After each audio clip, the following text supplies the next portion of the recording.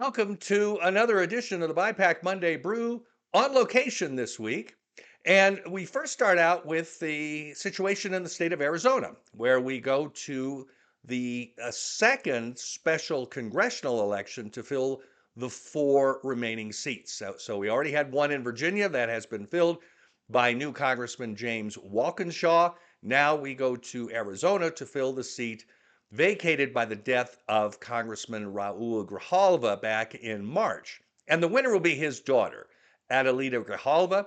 She is a former county supervisor in Pima County. Arizona has a resign to run law, so she had to give up her seat to run in the special election. But that was a pretty good bet because she was an early favorite and then an easy winner in the July Democratic primary. That is basically tantamount to election to the U.S. House in that particular safely Democratic seat. So Adelita Grijalva will be coming to Congress.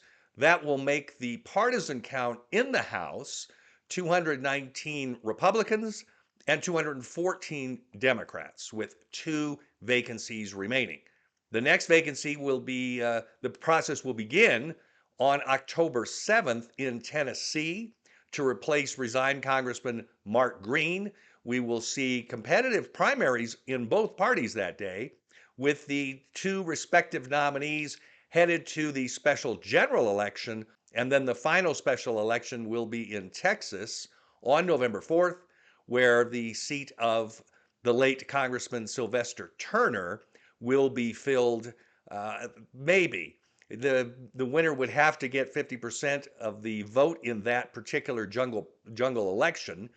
And then, if not, at that point, Governor Greg Abbott would schedule a runoff election. So we're really probably talking about early January for the runoff, if there is one, and there is likely to be a runoff. So that's the special election wrap up right now.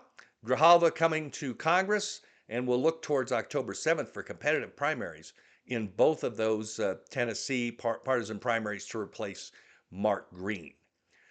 We had some interesting news coming out of California. We've been talking here about a statement that Senator Alex Padilla made that he may hop into the California governor's race, and said he would make a decision after the people vote on the special redistricting initiative, or referendum actually, on November the 4th. Now, why he tied it to that is unusual. However, I think he's in for a bit of a surprise because the first poll of the governor's race, the open governor's race there. And remember, Gavin Newsom is term limited. And this is the first time that Padilla's name had been added to this long list of candidates, and he didn't fare well.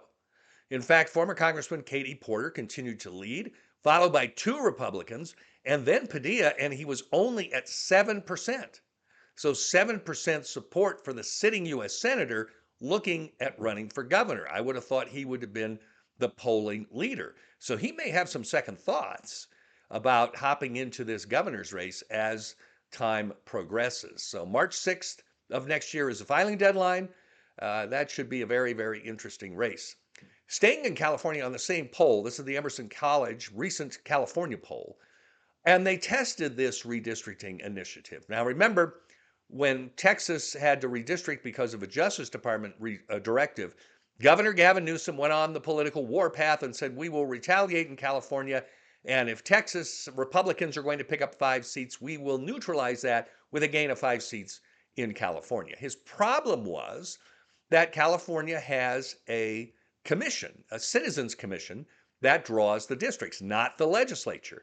So he has to get beyond the commission. So what he devised was going to the legislature for a special election referendum to put on the ballot the ability to remove the commission, the current commission map, and replace it with this partisan gerrymander that would reduce Republicans to just 4 of 52 seats if it performs as designed.